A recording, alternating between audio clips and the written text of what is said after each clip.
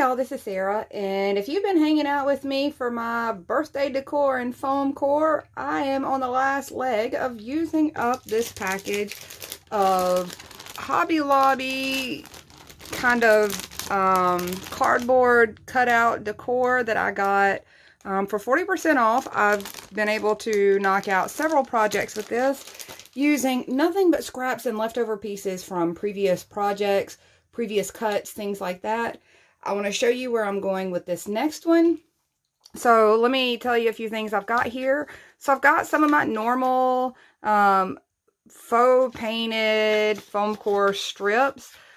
These are at the usual 3" by 30" width. I'm going to be cutting those in half for my frame. You can see the black down here is just some Readi-board brand foam core, which is what this is also. The tutorial for the paint finishes on these, those are their own little entity on my channel because the paint takes a little more time to learn and a little more detail. Check those out so you can customize the look, but this is really about using things that I already had done and getting them out of my storage and onto the next project.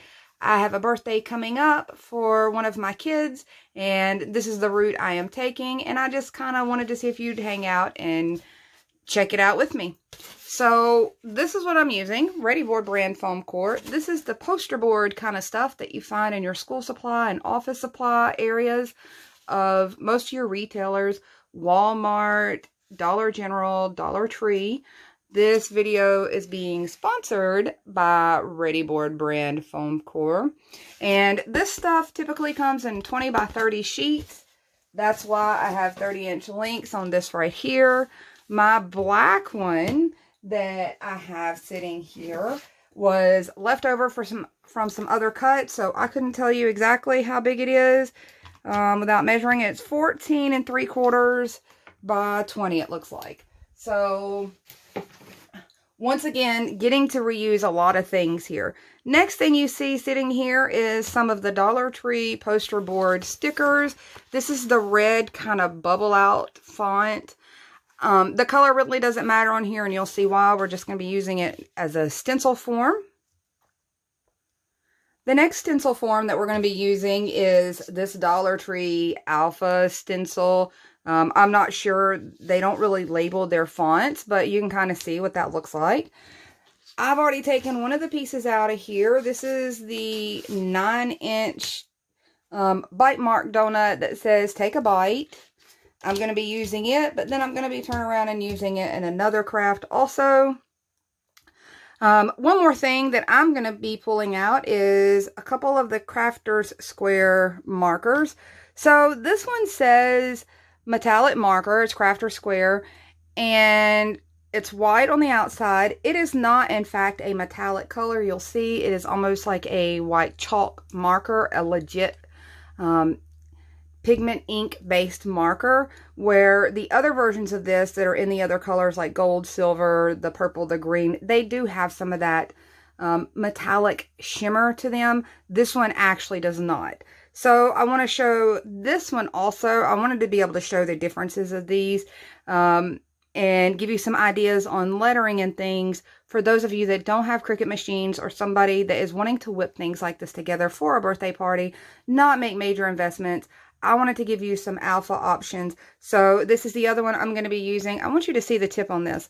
This is like the old wax pencils, if you are familiar with those. It has a twist up lead. We're going to be using both of these for different uses, and they're going to get a slightly different look. So all of that being said, I want to go ahead and dive into this project. First thing first, I'm going to take these right here. These two 3" strips and cut them in half so that I have 4 1.5" strips. And ta-da, like magic, I have my strips. I'm going to put those to the side because I find it easier to do the rest of what I'm going to do without my frame in the way. So, a couple of things. I've already pulled the letters off of this that I knew I wanted to use. Whoops, I've lost a U. Found it. So this is one of the words that I want to use out of this. I've already pulled it off. I have put it on just wax paper. Now, I'm using the wax paper that comes off the back of contact paper or transfer paper. This is that slick stuff that you peel your sticky things off of, just like on the back of stickers. It is pretty much the same thing as wax paper in your kitchen drawer. This allows you to manipulate your stickers and kind of test out their spacing and remove it and still have it sticky and be able to put it in its place. So the other thing is using my stencils. I want to go ahead and peel this off. I don't really need that now. Thank you, Readi-board, for sponsoring this series of birthday videos. So I'm going to come in, and first thing I want to do, I want to keep in mind how far my frames are going to come over. So everything that I do, I kind of want to align with how my frames are going to come over. I want to think about where my frames are going to come up from the bottom, from the top. If you can't tell, we're going with a chalkboard look here. Kind of like a deli restaurant style sandwich board looking chalkboard. So I'm going to place some things down. One of the things I want to place down is my donut. One of the things I want to get placed down is my word. So I do have plenty of room. And I'm just going to use my ruler and kind of map out with a pencil where I want to lay out my word. And hopefully I'll be able to follow along with that pretty well. Make sure I keep my spacing good. And just to tell you how far I'm coming down, it looks like about 4 inches.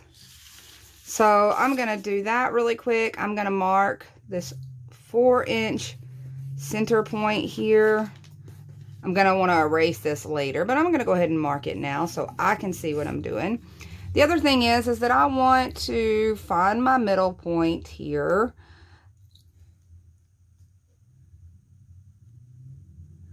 There's roughly my middle point-ish. That way I kind of know where to center my donut word. So it looks like my letter N is kind of my center. I could use the ruler method on this. However, this is a short word. These bubble letters are pretty easy to handle and maneuver. They're a nice size. The one thing I did not do though, I did not draw my line long enough to go all the way across the word. There we go. I can see that a little better. And I'm just going to keep lining these up.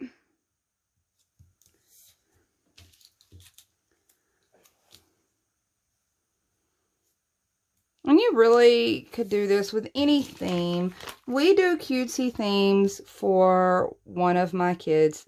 Has always been into the cutesy themes. And it's always a fun challenge each year to try to come up with something that fits his personality. So this little red set even had the little kind of parentheses going on there. Now, the next thing I'm going to do, I'm adding just some Dollar Tree poster tack. This is found over in the office supply area of Dollar Tree also. I've just put a little ball of it at the top and bottom here just to help keep this from shifting on me while I trace it, because for this project, I am just using this as a stencil. And I'm going to kind of eyeball right up here. Oh, I think I want to come up just a little higher.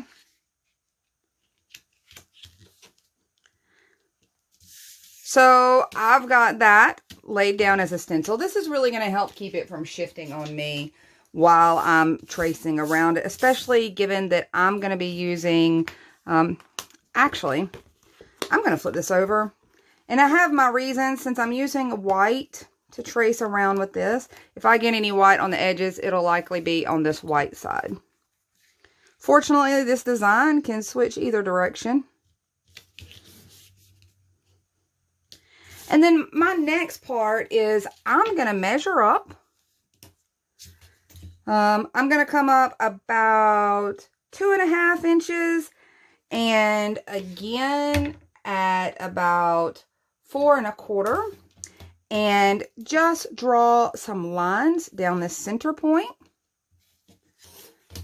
I'm going to use these stencils to line up on those lines and stencil in my letter. I did it with pencil first so that I could see where they lined up before I started actually using any ink or any markers. So I went ahead, I cheated and I did that. But I was asked over the weekend how to use these stencils and align your letters. So when I drew that first line, just to have my straight edge, when I go in to line up my letters, I make sure that I can see that line right at the very bottom of whatever letter that I'm trying to get, and just slide that over across that line, and they'll all pretty much be in alignment. So I'm going to go ahead and start tracing some of these. There is a difference in these markers, and this is what I wanted to show and give you guys options on lettering. I wanted you to see this. So this one up here, we're using, that is a stencil we're using. This is a stencil, and then we've already stenciled in this part.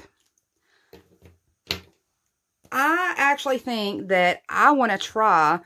Now, this has a very dull tip. It has a very dull point. I'm not really sure how well it's going to go around these letters. I'm hoping because they're bubble letters, it will go around them nicely. Now, the cool thing about this is it's a waxy type crayon. Even though it says chalk marker, it's a waxy type crayon that appears like chalk without all the dust and smudging. You can use it on a real chalkboard and erase it, but once it goes on this foam core, it's going to stay there, kind of like a crayon would, but it's a lot bolder pigment, and it's really going to show up like super bright chalk. I'm going to go ahead and start with, well, let me try the donut portion. I'm going to jump a little closer so you guys can see what I'm doing. Hopefully you'll be able to watch, and hopefully I'll do a pretty good job at this. With it having so much of a wider tip, I feel a little less confident with that tip. However, I think it's going to work out just fine. And you can see this really does give a chalky, bold, white appearance. It's not as solid as a paint or a marker. That pigment that it lays down really has that chalk-like appearance. So I'm just tracing every one of these, and it's actually much easier than I anticipated with even the thickness of this. I think it's going to help keep it a little cleaner underneath there.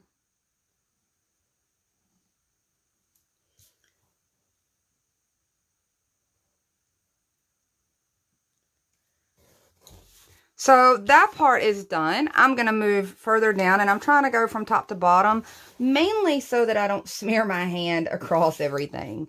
So I'm just going to start in this inside part.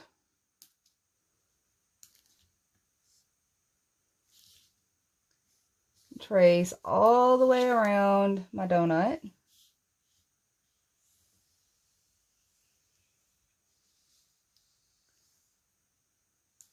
Now, I got out of a line right there, but I'm going to show you how I'm about to fix that. And I want to brighten that line a little better. So I'm going to unhook this.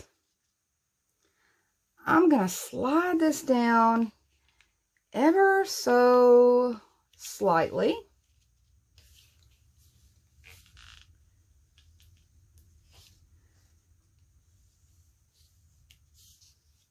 And I'm just going back around that one more time, almost like a drop shadow to that donut, as you can kind of see. That's why I have this just little 2-inch circle cutout. This did not have the center cut out. I needed to be able to cut or do a center. So this is about a 2-inch circle. You could use the lid to something if you were doing this actual theme.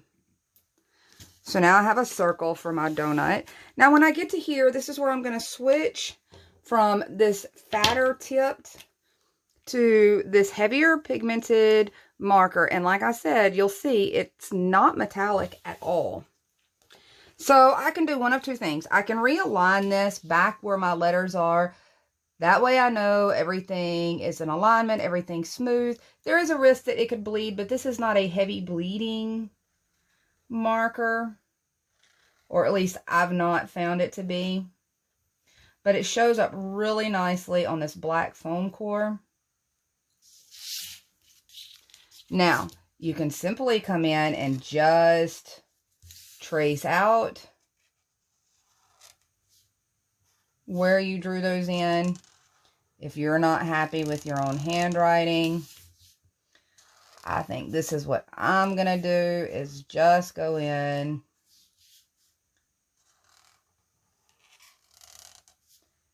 and trace all of that out.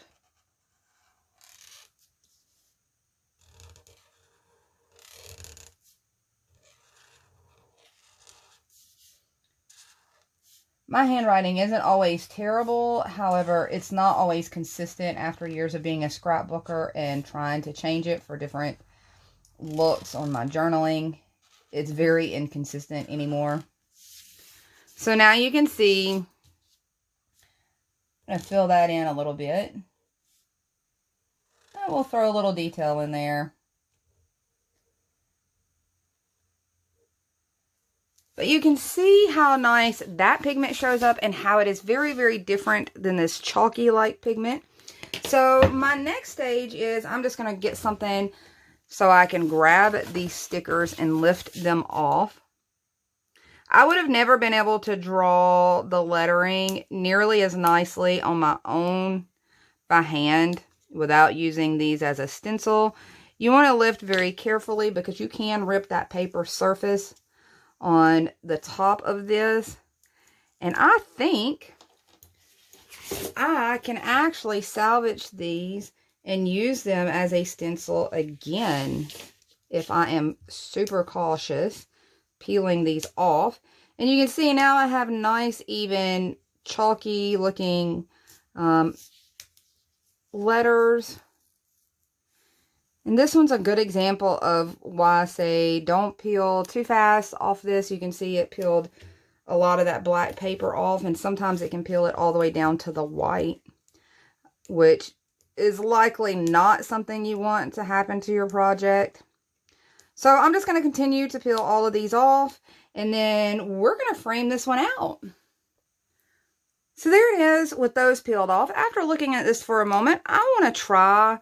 I was hesitant to do this really thick tip on these skinnier letters, but now that they're there and in place, I want to try to use it just to keep that chalk, really chalk looking chalk visible. And it doesn't seem to be too bad. This was such a narrow letter that I was not sure how it was going to work. I'm a little heavy-handed.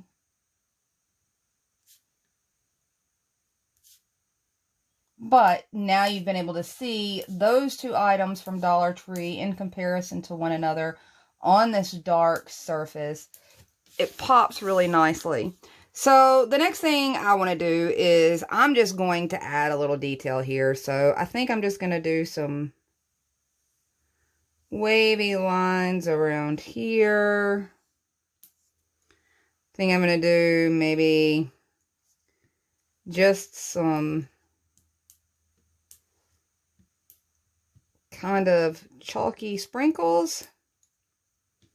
You could do different colors. They do have the marker one in different colors. And I think they actually have these in a couple different colors. Blue, pink, green, I believe. I usually stick with just the white.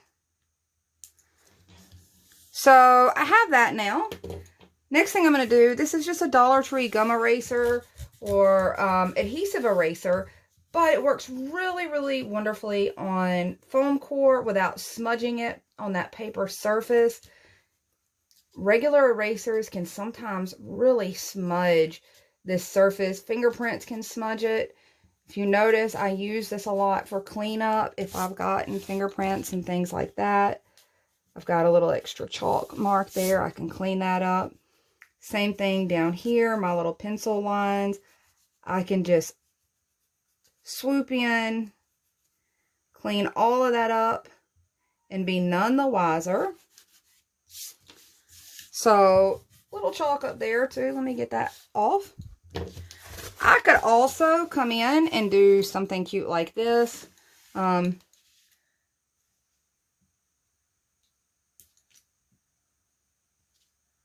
Like it's got some icing dripping down on its own. Just like my donut.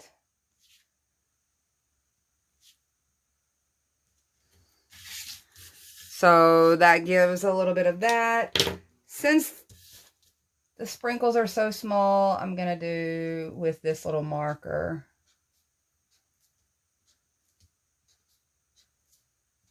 You don't have to take anything this far. I'm just doing this anyway and thought I'd see if anybody was interested in the ideas. So there we go. Last but not least, we're going to come in and frame this. I don't even know that I'm going to do anything super difficult. I may just do kind of a butt joint with these where I just kind of bump them up together. So I think that's the way I'm going to do. That reminds me of an old-fashioned chalkboard anyway. So in order to do that, I'm going to go the absolute cheater's way. I'm not even going to trim these down yet. I do want to get a lot of glue right along that edge.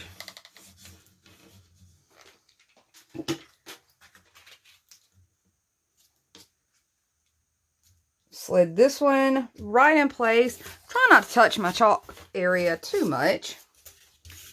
Make sure that's stuck down really well. I'm going to do the same on this end.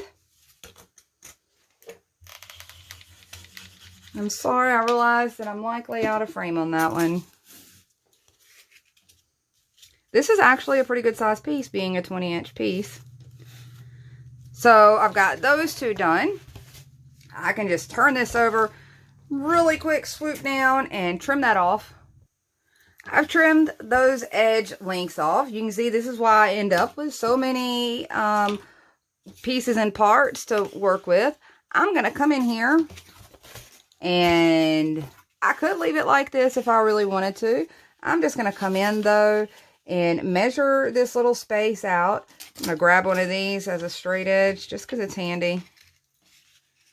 Bump this up against there. Use this little straight edge.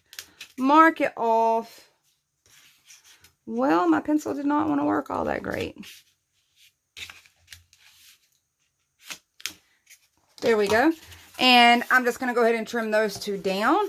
Pop them in their spots.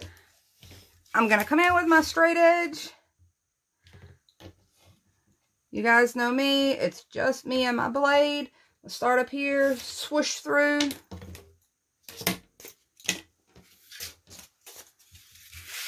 Normally I do my edges. However, this is party decor. If anybody notices the white edges, they're not paying attention to the party. So I'm going to pop that in place. Pop this other one in place. And start gluing those down. All those edges are glued down. I'm once again going to take the very easy route on this and bring out my Dollar Tree furniture marker.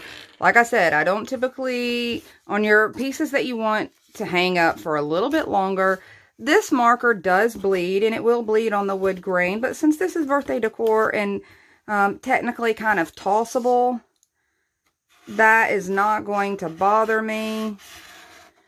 You can see I can just slide right down this, get those white edges, and call that good.